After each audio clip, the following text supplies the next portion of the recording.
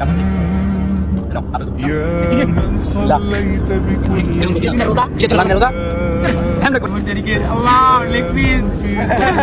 رحمة চাইছিলাম না আমি তো চাইছি না আমি আর আলিমের পড়তে মা ওই কিরে ওই কিরে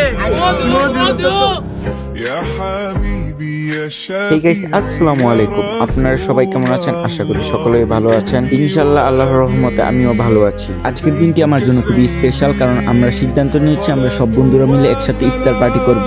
ইন্টারেস্টিং বিষয়টি হলো আমরা নদীর উপর জাহাজে বসে ইফতারি পার্টিটি করব। তো চলুন শুরু করি আজকের দিনে ইফতার পার্টির কেনাকাটা। গাইস আমরা চলে যাচ্ছি বাজারে কেনাকাটা করার জন্য।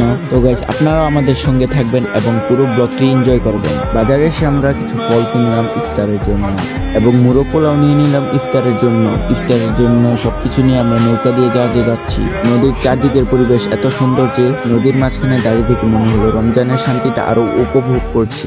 আমরা ওই জাহাজটিতে যাব ইফতার করার জন্য।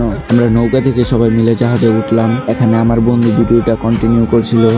আমরা এই জাহাজের নিচের অংশটুকু পরিষ্কার করে তারপর পলিথিন বিছিয়েছিলাম। আমরা জাহাজের উপর উঠে কিছু ছবি ধারণ করি, কিন্তু হাতে সময় কম থাকায় খুব দ্রুত ইফতারি প্রস্তুতের কাজে লেগে পড়ি।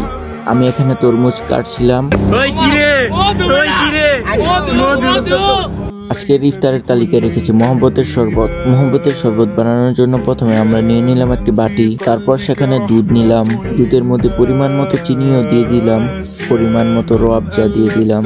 যা দেওয়া শেষে রোয়াবজাটুকু মিশিয়ে নিলাম দুধের সঙ্গে। দুধের কালার হবে গোলাপি রঙের। কুচি কুচি করে রাখা তরমুজ দিয়ে দিলাম।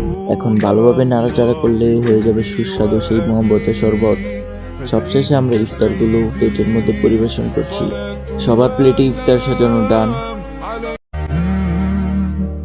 يا من صليت بكل الأنبياء يا من في قلبك رحمة للناس يا من ألفت قلوبا بالإسلام يا حبيبي يا شافعي يا رسول الله بأمي وأبي فديتك سيدي صلاة وسلام عليك يا نبي حبيبي يا